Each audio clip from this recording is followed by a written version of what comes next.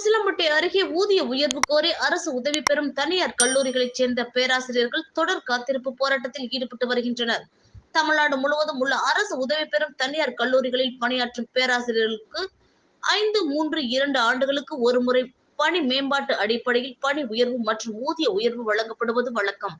இந்நிலையில் கடந்த 2021ஆம் ஆண்டு இந்த பணி மேம்பாட்டுக்கான அரசாணை எண் 5 வெளியிடப்பட்டிருந்தும் அதற்கான பண பலன்களை வழங்கவில்லை என கூறப்படுகின்றது.